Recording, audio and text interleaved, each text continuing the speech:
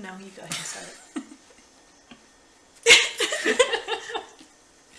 You got a name for this? Huh? You have a name for this? This is Queer Nerd Corner on the Butts. Okay. What are we doing? Oh, we're talking about Ouran Host Club. Yeah. Yeah. So, I'm Jaclyn. I'm Morgan. And I wanted to, for Queer Nerd Corner, which was one of our former multiple channels that is now compiled all into one, I wanted to watch the Ouran Host Club anime, and I wanted to look at how they represent gender, how they represent sexuality, really it's gender expression is what we're looking at here. So Morgan and I watched season 1, episode 1, and we even took notes because we nerded out hardcore over this. And while I've watched the whole series, have you seen the whole thing? Years ago. There are definitely aspects of this show that are a little problematic. And while we will happily acknowledge them, it's an anime. There are quite a few things that are, again, problematic, but forgivable in my mind because I'm able to still watch and enjoy this anime. So our goal here is to pinpoint and discuss gender. Okay. Yeah. So, do you want to start? Do you want me to start? How do you want to do this? Go for it. Okay, so first off, within the first 5 minutes, the word gay is said. Yeah. Which, regardless of if we have a gay character or not, I think it's really cool that the word gay is said and it's not slang or an insult. It's just like, you're gay. What's a 3-sentence premise of the show? So people who haven't seen before have an idea what it is. They're in high school and they're super rich. And most of the people at the school are super rich, except for the main character who got in. Haruhi. Yeah. Got in on their grades. Yeah. And there is a group called the Host Club, Yeah. which is a bunch of pretty boys, too much time on their hands. Flirting with women, and these women are like paying them to flirt with them. Yeah. Basically. They're pretty much they're like treated like royalty and princesses. Yeah, like companion type things. Yeah. Which I'm not mad at that. Okay. But the main character accidentally stumbled into this. Haruhi Accidentally stumbled into the club, and everyone assumes Haruhi the boy. Yes. When in fact, technically we don't know either that she's a girl. Yeah. But you get a sense of it. But so your first view of Haruhi, pants, sweater over a button up. She looks like Shane from the L Word. Rough, pixie, chopped cut, and glasses. And so when she comes into this host club, they're like, oh, hey, welcome. Like, you must be the poor person because you're not wearing the uniform. And again, that's what I was pointing out. Tamaki, our main dude from the host club, is like, oh, you're openly gay. Wow. Okay, so what kind of boys are you into? Like, that's how it's mentioned. Yeah. And they're like, we're happy to serve anyone here. So that's really, really cool that, again, the word gay is mentioned, and it's like, okay. Yeah, it's a non-issue. Yeah, we can work with that. And regardless of if any of our other characters are gay or not, because that's not the point of the host club. Yeah. The host club is like, we're just flirting with you. Like, that's the thing. They're there to entertain their guests.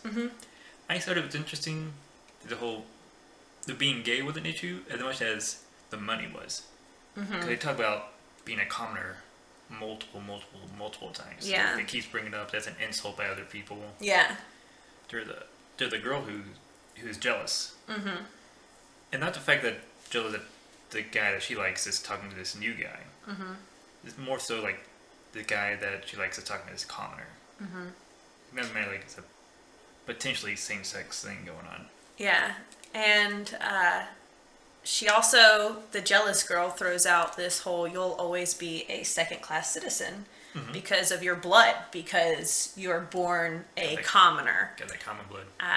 Which we see this, that concept is used in racism all the time. It's used in religion. It's used in royalty.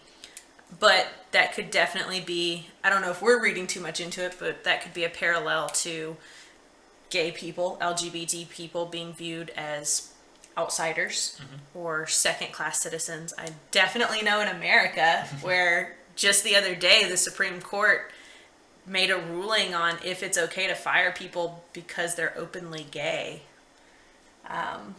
That's definitely some second-class citizen BS right there. Not to get too political though, but we kind of get political. If we're talking about LGBT things, You kind of have to. you have to, since, equality's not a thing yet. But here, on this channel, we do try to promote the good stuff. Yeah. So, I loved that Haruhi, like the whole concept of by not wearing a uniform, she is not forced into any gender role, but I guess she is because she's identified as a male. I don't really think there's any expectations there. Yeah, and she kind of gets to do what she wants by not having to wear this big sign or outfit saying, I'm a girl or I'm a boy, by not having the uniform. I love, because instantly our main guy with the glasses, I don't remember his name, I've seen the whole show. He's kind of like the mastermind behind the host club. He knows instantly. Yeah.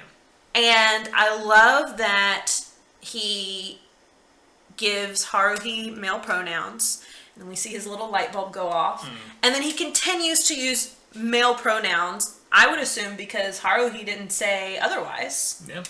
And I just love that as we watch each of the characters in the host club realize that Haruhi is a female, they still continue respecting her pronouns because she has not said otherwise that hey, I'm a girl, or hey, I want to be called she.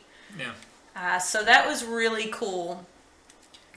I wait to see later on, because I have seen it, but I don't remember it. But when they straight up ask Haruhi, like, you're a girl? Like, biologically. I don't remember what kind of pronouns they use for themselves. I was thinking Haruhi yeah. uses for themselves? Yeah, I don't know. We'll have to pay attention to that. We should make a note of that in our notebook. Yeah, so I also feel like Haruhi might be asexual because, again, Tamaki first off says, oh, you're openly gay. Well, that's cool. And Haruhi's like, wait, what? And then later, because Tamaki also asked, what kind of boys are you into? And then later, Tamaki makes a comment about, you have to make the girls like you. You have to, get girls' attention. That's what it's all about. And both male and female attention, when Haruhi says, that's not, I don't really care about that stuff. So I don't know if we're like going asexual because she very much like doesn't really want to be touched, kind of shy, meek. Not that all asexual people don't want to be touched or shy and meek, but very like this is my bubble space. But I don't know if that's just her personality or if it's because... Yeah, they seem definitely there for the schooling above all else. Can't get the impression like they don't have time to do all this. You're so good. Also, with the they! I keep saying she. Go on. I like how... What's the king's name? Tamaki? Tamaki realized like how cute the main person is. Yeah. Still assuming a boy like, you're adorable, this cute, you look really cute in this outfit, and blah blah blah. Like, it's cool that they can like recognize and express the attractiveness. So. Yeah, like you are attractive, period. That's what happens when the twins pull off Haruhi's glasses. I assume that the little light bulb's gonna go off, but no, even then they don't get it yet. They're just like, oh, you're attractive. You could be in the host club. Get pretty eyes. Yeah. And so that's kind of fun too, because as the viewer, I was expecting the light bulb to be like, oh, take off the glasses. Now I see she's a girl. No, turns out you're attractive as a dude. Yeah. Oh, you're good looking. Yeah.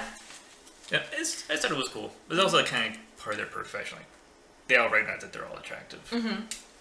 Yeah, and I like that it never seems to cross Haruhi's mind to correct any of the host club on their pronouns. Like, Yeah, they just rolled with it. Yeah, I'm gonna get it. They were more upset with being called Haru-chan, which is a like playful name you would call a little kid, rather than being called gay. Yeah. That was the only time that they were ever insulted. Yeah. Was whenever they were called Haru-chan. Yeah. I pretty much most of my stuff is towards the end because the episode goes out. But I think there's a part where Tamaki walks in on Haru changing. Mm-hmm. And Haru, what is Haru wearing? It's like a white tank top, but like you can tell there are boobs. Yeah. It's basically. But yeah, it's a white tank top, and then Tamaki drops the curtain, which is my favorite scene in the first episode, and says, "So, you're a girl?" And Haruhi's response is like, "Well, biologically speaking, yeah." And that's such a scientific, analytical way to answer that question. That's a good answer. Yeah. And they bring up a shot of the license and points at the symbol. indication. Yeah. And then Haruhi goes on to say, like, I don't really care about sex. I care about how, who people are. Mm-hmm. Doesn't matter what sex they are. And they actually say, it doesn't matter if you recognize me as a boy or a girl. Mm-hmm. What matters is what's on the inside. Yeah. That's very cool. Yeah, that's very, super progressive, forward thinking. Mm-hmm. I feel like it's worthwhile to point out that the difference between gender and sex. Sex is biological, physical body parts that you are born with. And then gender is really the social construct of how one should behave because they have certain biological parts. Which, regardless of what gender you identify as, you can still play into gender roles and those stereotypes. Or you can identify as a gender and not fall into the gender roles typically associated with said gender, but it's fluid. Yeah. As Shane would say. Being gender fluid or non-binary, but there's definitely a lot of people in the LGBT community who will pick a gender role and say, that's I want to embrace that, or I feel most comfortable expressing myself as this gender with the stereotypes. Because I definitely, we don't have to get personal, but I identify as a lesbian female, and I don't feel the need to wear dresses and makeup and things like that, and that's okay. It doesn't make me less of a female. Same though with males. That's the whole point of getting into the fluid thing of, I would say 9 out of 10 people are more fluid than they think they are. Because we all, even if we identify with a specific gender or specific sex, we all kind of blur those lines, I feel. Even in the show, biologically, Haru's female. Mm-hmm. Everyone just assumes they're a boy. Mm-hmm. It's cool that I know, not purposely dressing comfortably, they're received a different way, but they don't care about that. Yeah. Yeah. And again, they're the host club's reactions when they realize, Tamaki is the only one who actually freaks out about it. But that's because I feel like you can see Tamaki is already starting to get a little crush on Haruhi. Mm-hmm. Because Tamaki's sexuality is never defined.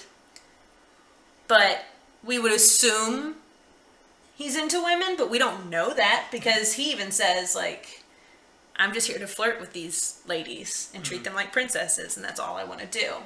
You could assume a lot. They don't actually say anything. Mm-hmm. He doesn't express. He starts blushing once he finds out Haru is biologically female. Yeah. That could just be because, the situation in general. Mm-hmm. They're definitely implying that they're crushed.